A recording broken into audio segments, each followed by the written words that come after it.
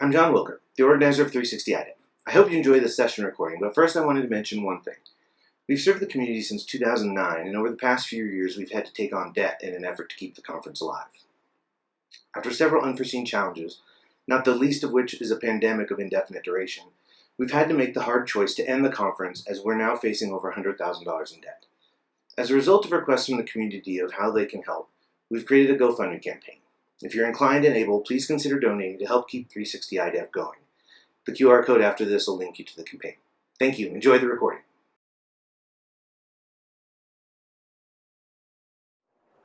All right, good afternoon, everyone. Welcome to 360 IDEP 2022. I am Joe, and we are talking today about tips and tricks for independent contractors. If that was the room you intended to be in, then this is your lucky day. So I don't need to tell you that we are still going through, I talked about this last year, but we're still collectively going through a species-wide trauma, the likes of which the human race has literally never seen before. Yes, we've had pandemics before, but we've never had pandemics plus the internet. And we've never been able to watch in full, real time the entire world's reaction and failure to react to something like this. And I think that scientists, psychologists, sociologists are going to be studying this for many, many years. And the impacts of it are, the books are going to be amazing when they are written. We do have a few things that we could figure out already, though. I think we're pretty much over this thing, right? If one thing the pandemic taught a lot of us, particularly in this profession, is that no one wants to go back to the cubicle, right? No one wants to go back in the office. We want to work in our quiet home office and that beautiful, I'm sure this is exactly what your home office looks like. I've been working in a home office for the better part of the last 15 years or so. I haven't been in an office in a very long time.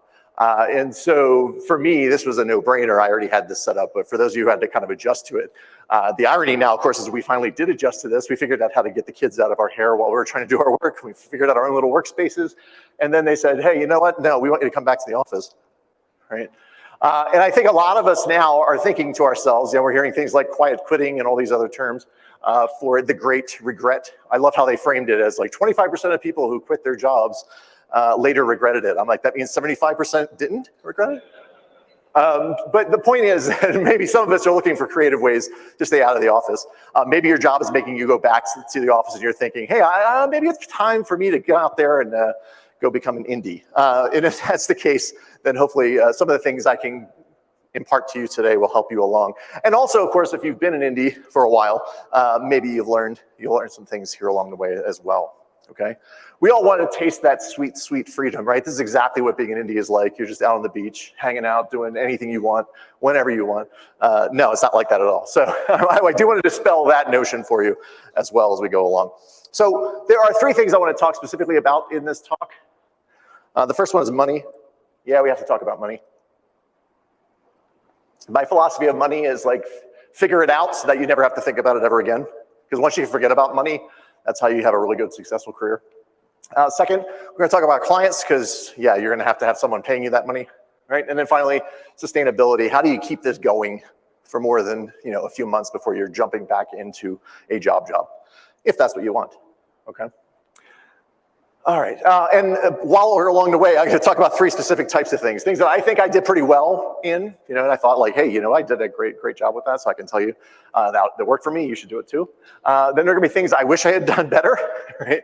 And then there are going to be things that I literally still suck at, but I'm going to tell you to do them anyway, because if I would stop sucking at those things, my life would be easier. All right, so let's get into before we talk about money, let's talk a little bit about what being an independent contractor is not versus what it is. Okay, so first thing, it's not about not having a boss. Right? I don't want to have a boss. I want to work for myself. Yeah, that's first off, you are going to be a much worse boss than most of your bosses that you ever had.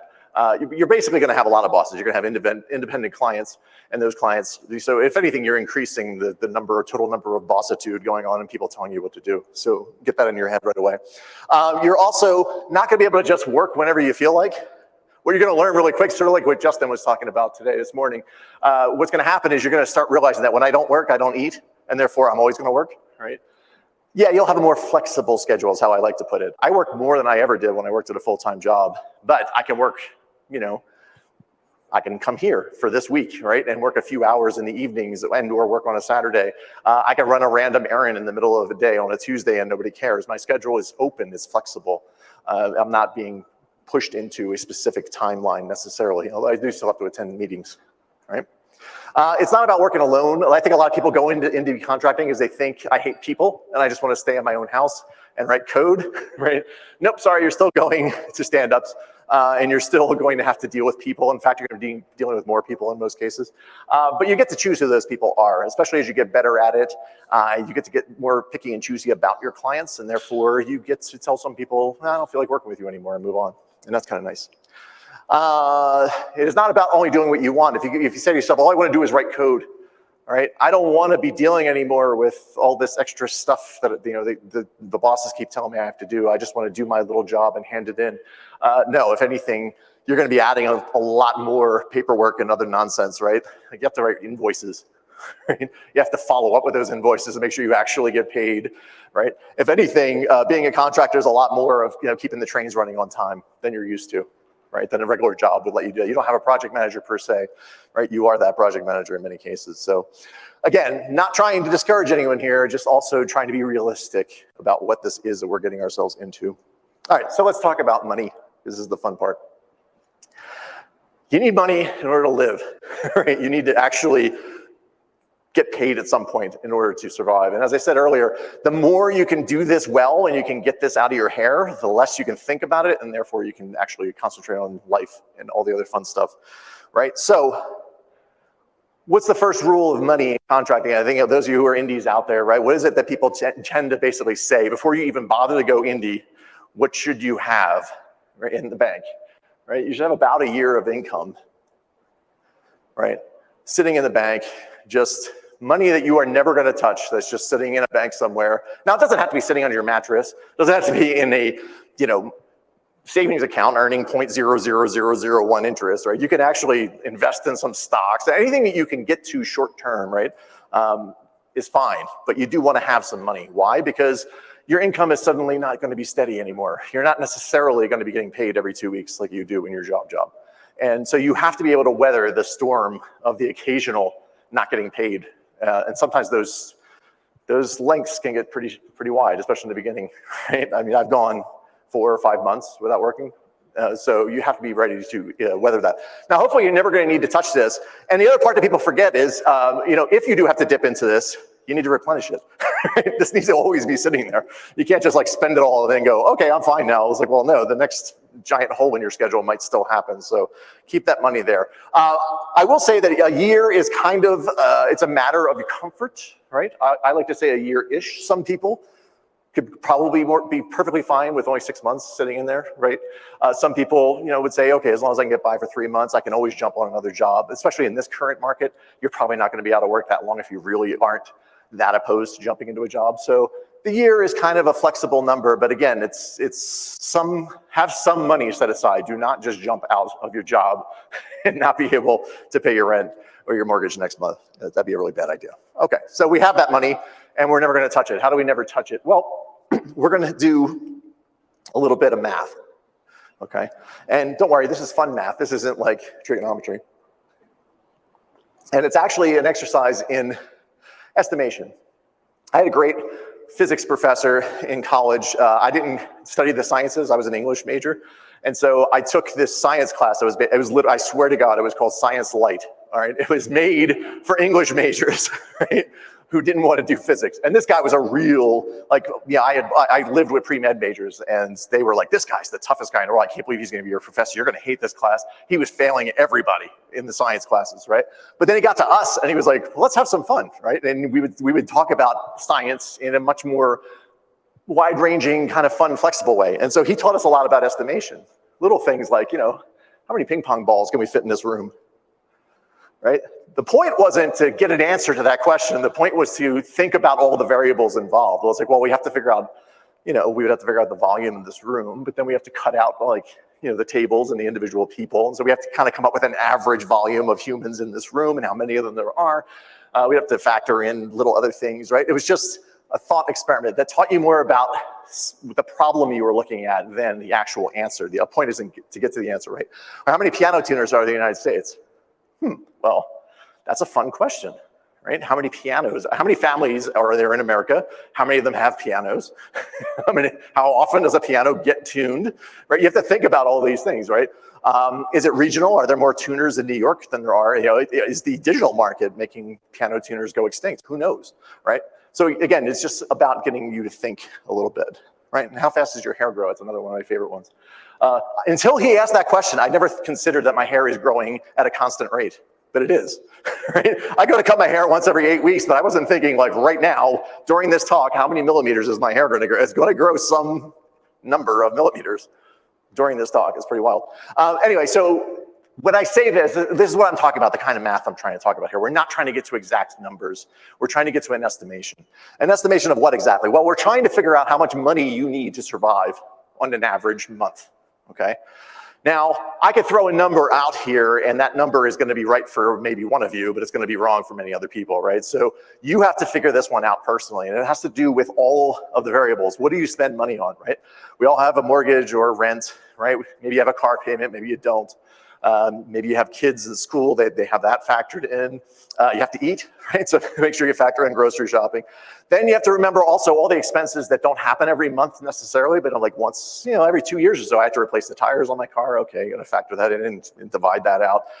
There's emergencies, there's other things like that. So, your Netflix subscriptions, your Disney Plus, everything, okay? You have to figure all that out and come up with a number. So I'm gonna just throw a number on the screen knowing that full well it's gonna be wrong for most of us, but just bear with me, okay? So let's just say you had to have $15,000 a month in order to pay all of your bills and not go under, right?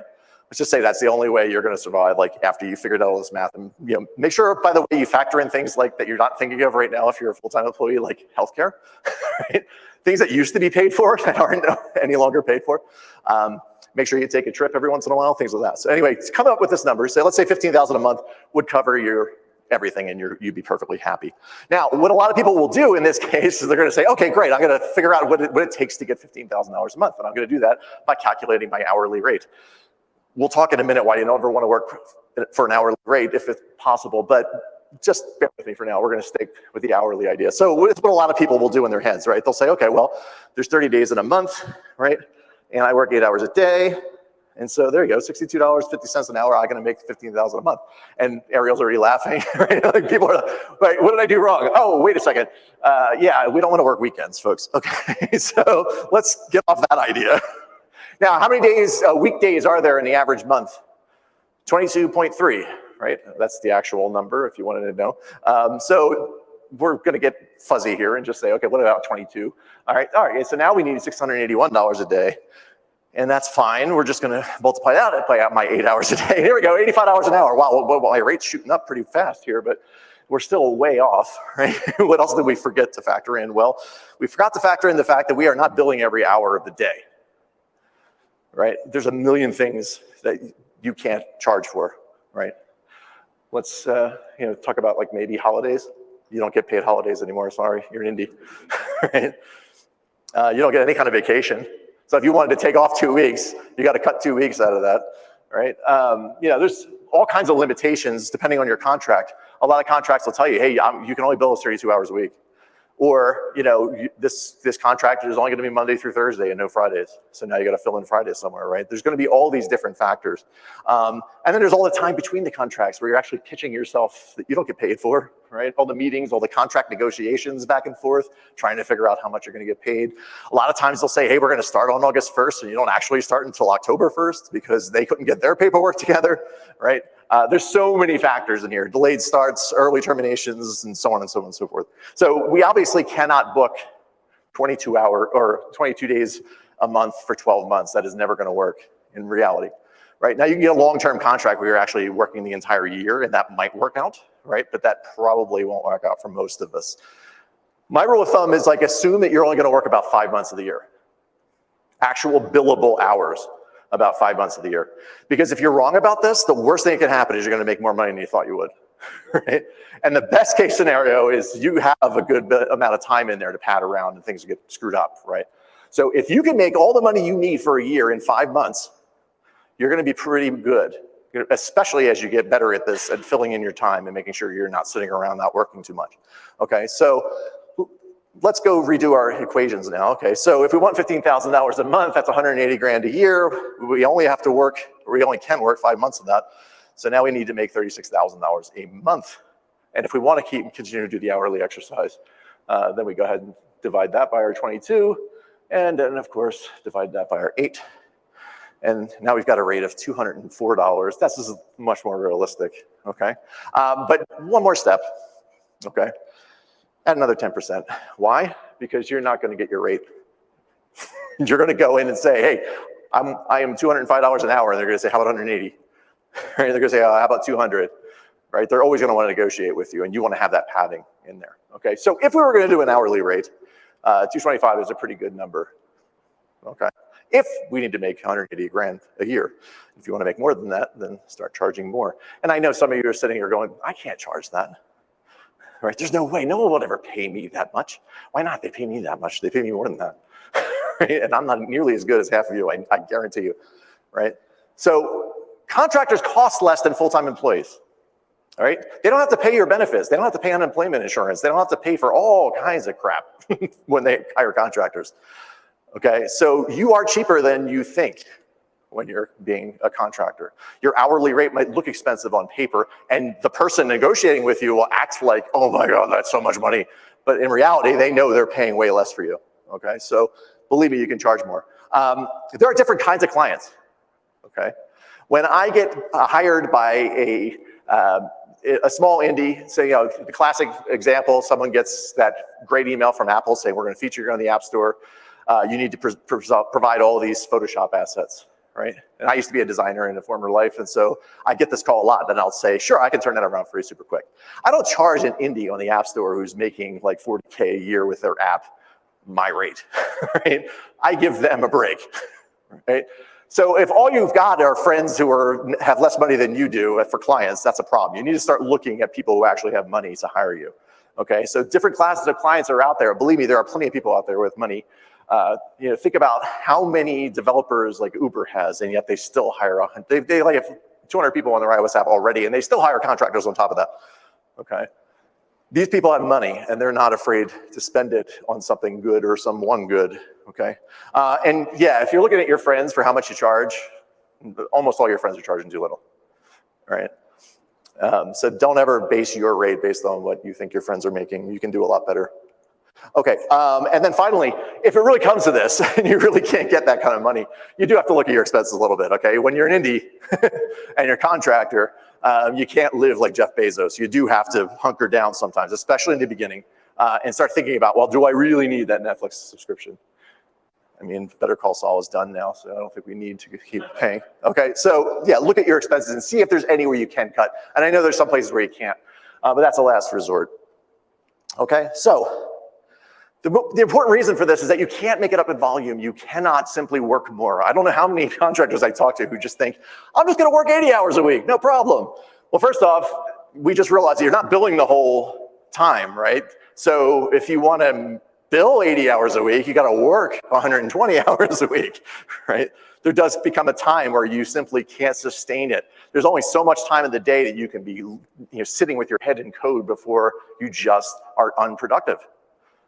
Right? You can't do that to yourself. You'll be a terrible family member, you'll be a terrible spouse, you'll be a terrible employee, and you won't get very far. So you can't think of it in terms of, I'm just gonna work more. That isn't gonna do it for you. You need to make as much money as possible on the work that you are doing. All right, time is the enemy. And as I was saying before, speaking of time, we don't really wanna charge by the hour, and why is that? Okay, well, you wanna be paid for your work, not your time.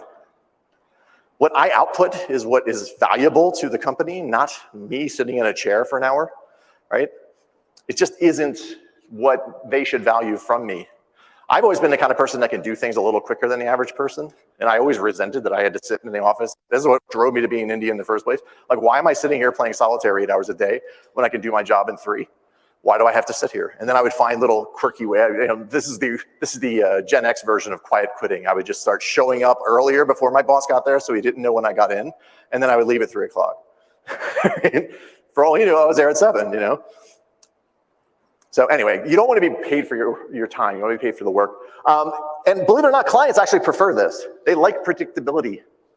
It's the same thing I say to indies who write apps and don't want to do subscription-based pricing. I'm like, you're out of your mind. Subscriptions are so much better at predicting how much money I'm going to spend. Let me give you an example. I was a manager for a while. I had a team, right? That team, every member of that team needed Photoshop. Okay, as soon as Adobe put out a subscription for Photoshop, I was like, yes, finally. Why? Because I went to my boss and I said, can we pay for $50 a person to have Photoshop in perpetuity? They will always have the newest version forever. And he's like, yeah, no problem. Before, every year, I used to have to go in and say, okay, well, we need to upgrade 5 people's Photoshop at $1,100 each. Can I do this? Well, give me an assessment. Do we really need this new version? What's in the new version? How much time is that going to save? I used to have to write out this giant report explaining why I was suddenly spending $5,500 instead of once getting permission for $50 a month forever, okay? So your clients love the idea of you sending an invoice for exactly the same amount of money every month, because that means they don't have to go get it approved every single month. It's already understood to be a fixed expense, okay? And it's better for contract client relations too, because you don't have to worry about your client saying to you like, really, you worked an extra 10 hours this month? Why? What happened? What's different? Right? None of that nonsense, right? It's a simple, predictable bill. That's what everybody wants. At the end of the day, clients are a lot like cats, okay? They hate surprises. They really hate surprises. So you want to be the most predictable thing in their life. Okay. All right, speaking of clients, let's talk about them. Clients, my favorite people. How do we find them in the first place? I wish I had a magic bullet answer for this. All I can do is give you some advice that worked for me, some things that helped me find clients over time. One of them was, go to your former employers. They worked, they hired you for a reason. Right? I don't know how many people I know did this. They went indie. They said, okay, I'm quitting my full-time job. And then the boss was like, well, can you work for us 10 hours a week? Because you know the code. You were really good. And we kind of need somebody who, to train the new team. Right? You can get jobs from your former employers if you were any good, if you didn't burn that bridge. Okay. You can also go to agencies. Now, I'm not talking about going full-time with an agency. There's a lot of great agencies out there that are building apps, right? They are going to those giant clients and getting these big clients for big money. They need people, right? Let's say you take an agency, we all know the Martian crafts out there, Lickabilities, okay? Maybe they have 10 full-time employees, I'm just as an example. They need to keep all 10 of those people busy all year long, otherwise they can't pay them, right? So they're gonna go pitch clients needing to fill 10 full-time positions. If they only pitch 10 people worth of work and they don't get one of those contractors, what happens? Well, then somebody goes hungry. So they have to pitch more work than they can possibly handle. So every agency out there has a Rolodex of people that they go to when they have one too many contracts and they say, hey, Joe, do you have any free time coming up, right? And if you do that once or twice for them as a subcontractor really well, you can develop a really good relationship with these agencies without ever having to go to work for them full time. And they'll call on you at random, and then you have to just learn to say, no, I'm booked for the next 6 months, but maybe next job, right? But you'd be amazed how often they'll come knocking at your door because they are very good at picking up these contracts. And it's a great way to get started. It's a great way to work with several different teams. It is also a great way to watch how agencies work from the inside out. So many agencies, I'm not gonna name names, but some of them are really screwing things up, right? And just not doing, again, it's so hard to resist the whole, I could do this better, right? But at the same time, you really get to learn. And then all the other times you'll watch agencies and be like, that's how they pitch. Oh, that's how they sold them on this, right? People, I used to wonder, how do I become a senior developer? How I became a senior developer is that I got hired by an agency and the agency put my name and senior developer next to it on the spreadsheet because that's how they sold me, right? And I'm like, oh, great, I'm a senior from now on. No one ever questions that. It's a beautiful thing. Referrals, of course, and these work both ways. Not only do you want to have people referring contracts to you, but you need to reciprocate that. Whenever someone comes and calls you and says, oh, I need an iOS person, and you say, I'm sorry, I'm just booked right now, but here's 5 other people that are awesome that I've worked with. Boom, set them up. You want that referral to constantly going back and forth, okay? It does, people remember that stuff. And then of course you're here, so that's a good sign. You come to conferences, right? Every good thing that happened in my career happened because of one of these conferences. This one in particular did a lot of good for me. Okay, so yeah, show up at these things. Be in person when possible. I know COVID makes that difficult, but yeah, there's nothing like face-to-face human contact with people. And the Zoom stuff helps too, but keep your name, keep your face out there. You basically want to keep your Rolodex full at all times. And this includes when you're working. Don't stop. I got a 1-year contract. Yay, I can take off for the year. It's like, no, because what's going to happen? A year later, you're going to be on Twitter going, all right, my contract ended. Anybody know anything? Right? You don't ever want to be in that situation if you could possibly help it. You really want to have the next job set up and the next job set up and the next job set up, and always be ready for that call. Another thing that a good friend of mine refers to it as assembling the Avengers. Another good way to get contracts is to work together with other people. You, as a small indie, can't necessarily pitch a brand new app build that's like, needs a server person and a web person and it's hard for me to walk into big startup and say, I can do all this stuff for you, right? But if you have a really good person for the different positions out there that you can team up with, you can kind of create your own mini agency, if you will, and pitch yourself that way, right? I know a team of people that can do this. You wonder how agencies get started. This was a weekend. I was kind of in bad shape. I remember I said before things that I did poorly. I lost a big client at one point in my career, and I was kind of like, oh crap. And it was at a moment where I really needed to start transitioning from design to development.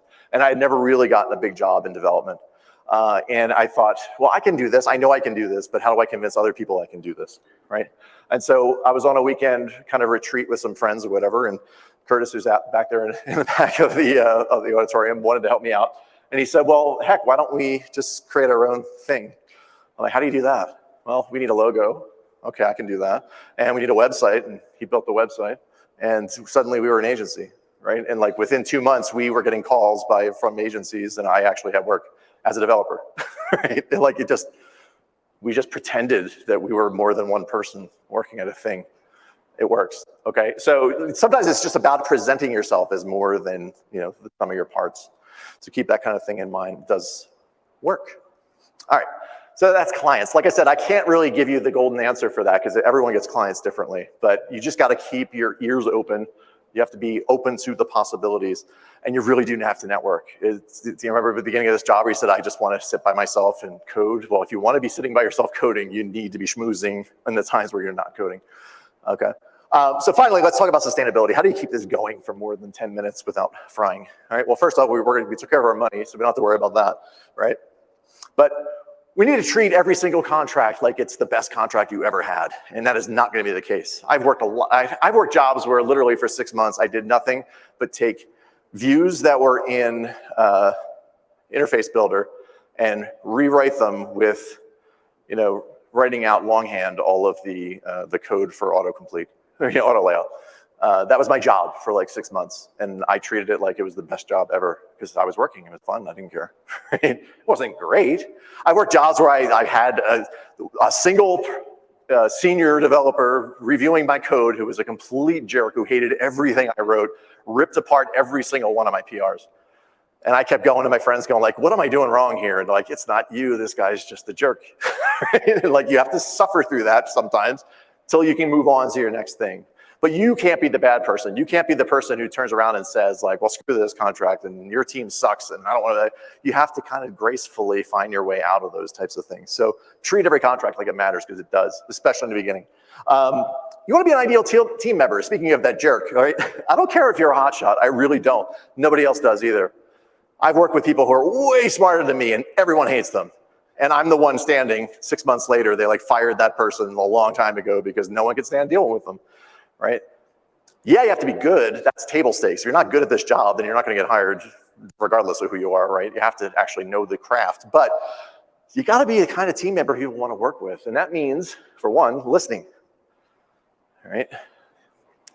Like Justin said earlier this morning, right? What was he say? You don't have to have an opinion about everything. And you certainly don't need to voice that opinion about everything. I don't know how many people come in as their first day on a contract job with an established team who has a way of working that they've worked out, right? And they've got a communication style and they've got a code style and they've got everything, and they come in and they say, you're doing everything wrong. Why are you doing this? Why are we using this? Why are we not doing it this way? You're not gonna last long, right? You just have to kind of compromise on your principles, right? Just have fewer opinions in the first place. I think that was great advice. Like, care about the things you actually care about. When they tell you, hey, we're going to do this terrible, horrible marketing thing, or we're going to put a character limit on passwords, that's when you speak up. Right? Speak up when it counts, when it's things you really think you shouldn't be having to do or that are bad for your users, right? When you want to have an ethical argument, it's going to go a lot further when you're the one who's usually quiet and then suddenly says, hey, wait a second, that's not cool. Okay. You want to make suggestions, not demands, whenever possible, especially when you're new to the team. And, tactful honesty. You don't want to sit and take it when people are doing things wrong, right? You don't want to sit and let people do things wrong. You don't want people to be nasty to each other. You have to find a tactful way to be honest about those kinds of things. What isn't working for you, right? You'd be amazed how much a little bit of honesty, how far that'll go, and how much people will respect you for that and then call you up again. And finally, they want you to see the greater good. I know you're just a contractor. I know maybe you're only on this thing for 2 months. But if you treat it like I'm just going to show up, do the work, go home, and you don't care about the product the way they do, you're never going to become a part of the team, and therefore you're never going to be seen as an asset to the team. I'm not suggesting that you go and live your whole life for this company. That's never a good idea. Okay, but at the same time, you have to be more than just collecting a paycheck. In their eyes, at least pretend that that's the case if you can't. Like, show the enthusiasm that they would expect from someone who is actually invested, right?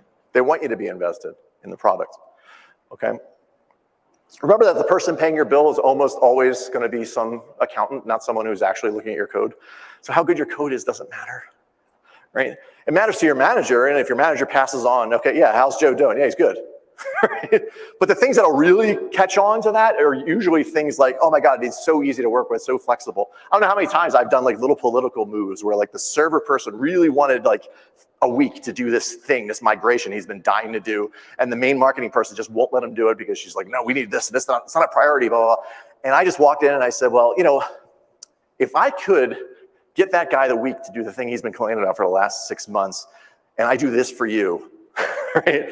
Like, would that be cool? And she's like, yeah. Well, I'm like, here's the thing you want to ask yourself. You want to be hiring a new server guy in 2 weeks because he's on that brink where he's going to quit if you don't give him these 2 weeks. And she's like, really? I didn't realize it was that big a deal. I'm like, it's a big deal to him. And I'm going to do this thing for you, and I'm going to get that part of the thing and whatever. We just did a little wheel and deal, right? And literally 2 days later, a bottle of vodka showed up at my house, and the server guy was like, oh my God, thank you. Randomly, just out of nowhere. Okay, but it worked. It helped me become a better, more valuable part of the team just by helping that little bit of a problem. Okay, and the server person was, I'm like, you want a happy server guy. You just do. You don't want that person to be stressed out. Okay, remember to invoice, please.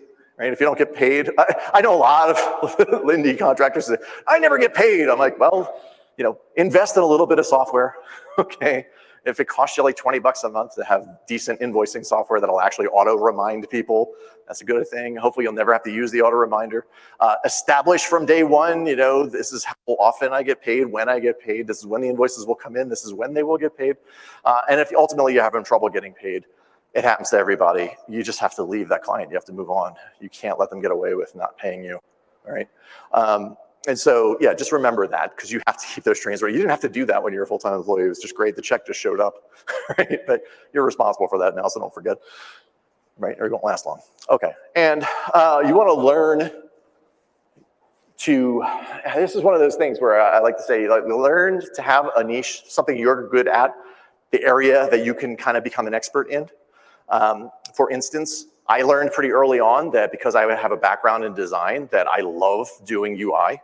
And I love testing UI, and I love making sure that all the buttons are actually lined up the way they're supposed to be, and that the colors on the screen actually match the way they're supposed to, and that all the accessibility stuff works, and also like I love the whole UI aspect of it.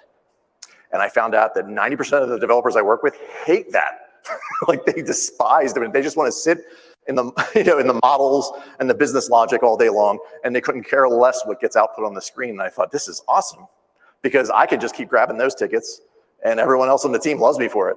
Like, oh, you're gonna do that stupid, layout problem from hell where you have to like worry about what happens when it resizes. I'm like, yeah, no problem, right? Just don't make me go in and talk to the server and do all that JSON nonsense that you were doing today. Right? tit for tat, nice little trade-off, right? And that really helps me out. So I have learned to become sort of the person you can go to for UI. And it's been great. It's been a great niche. Now, obviously, I don't want to go too far with that. You don't want to over-specialize, because then suddenly, if I really don't know how to decode JSON, or I don't know anything about core data, I'm not going to get very far, right? There are going to be whole jobs that are not open to me if I specialize too much. So it's a balancing act, but I think everyone has those certain things that they kind of gravitate towards, so keep that in mind. You need to maintain your craft. This is not one of those professions where you go to school, you learn how to do it, and then you're done, right? Things change every year, every couple of months, really. And that includes, going out there and reading the books and, checking out the videos and coming to the conferences and all that other fun stuff. But it also includes like learning the old stuff and the new stuff, right? I'm kind of glad I started coding before Objective-C was gone, right? Swift was about to show up on the scene. I'm glad I know that little bit of Objective-C. I'm glad that I can open up a project and not be scared out of my mind when I see all those brackets, right? So sometimes, or you think, I know Swift UI and I know all of these new, super awesome concurrency and combine and all this stuff, and then you get to the project and you realize, oh, we have to support iOS 9? Oops, right? So if you don't know your history and you don't know what couldn't be done 3 or 4 years ago, you're gonna run into some trouble. So again, it's a really hard job to keep on top of all that stuff, but you do have to do that. There's no getting around staying on top of your craft. And that's gonna include learning how to do things you don't know how to do regularly. That was the most freaky thing to me when I became a developer, is learning that like everyone in the room was nodding and saying, yeah, I could do that, and went home and had no idea how to do it. Right? That was the job, was figuring out how to do something and pretending that you already knew. I think that's pretty awesome. It takes a lot of bravery to do that, but yeah. All right, let's talk a little bit about long-term versus short-term projects, because I think some people like one over the other. And I kind of like a mixture of both. I have never worked a long-term project until recently. I've been working for 3.5 years on one project lately. It's been wild. But there are some ups and downs. So the pro side is, if you're working a long-term 1-year contract, you don't have to worry about those months of not getting paid, because you're going to be getting paid for 12 months. That's awesome. So you have less downtime in your schedule, less instability, obviously. So you're going to think about money less, which is nice. And you really get to dig into a code base, which is really cool. When you're only working a month or two at a time, a lot of times it takes 2 weeks just to open up the code and figure out what the heck these other people wrote, right? So it's kind of nice to get to dig in. On the downside, though, you lose connections with people really fast this way, because you're only working on this one team, and then you find yourself a year later knowing no one out there who's looking for work. So that's problematic. You can also become overly focused, because your job on for that year might be one specific aspect of the app, right? And that app is all you know now. That's not good. And there's no easy escape hatch to a 1-year contract. If you hate everyone on the team, it's going to be hard to get out of there, right? Unless you really want to, do some clever manipulation there.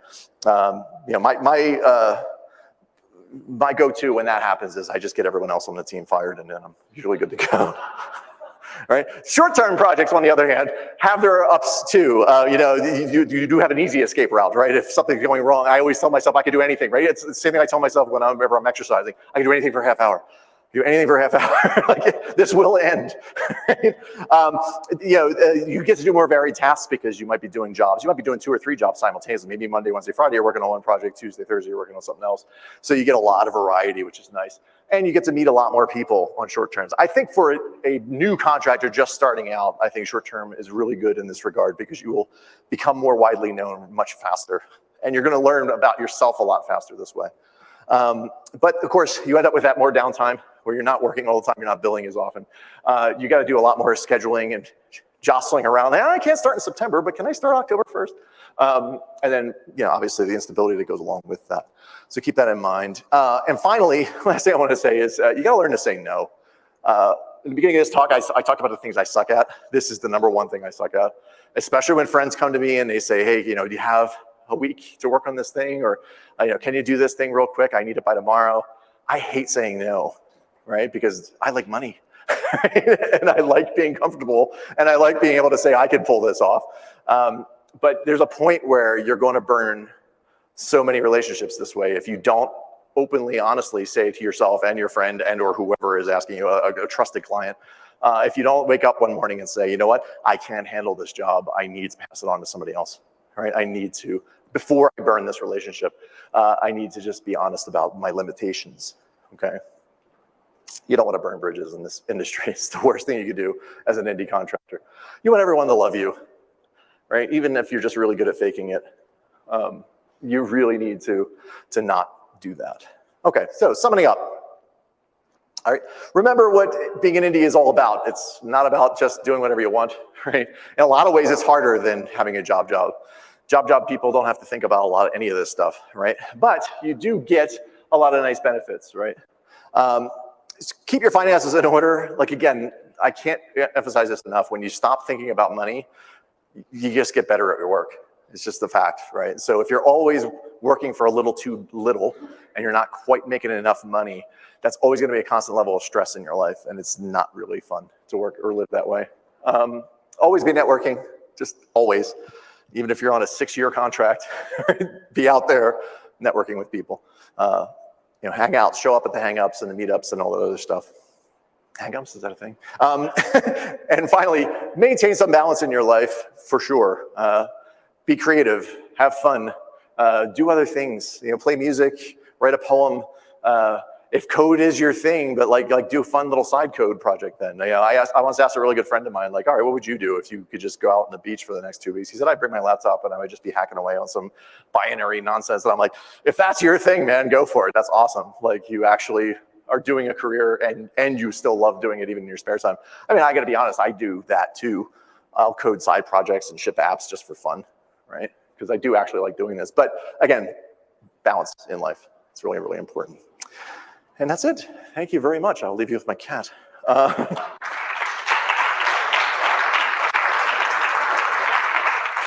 there any questions in the room? Okay, I got a couple of people. Let's start with Rob, I guess, and then we'll work our way up. Lawyers, especially lawyers. Lawyers, accountants, more lawyers. Yeah, have them. Use them.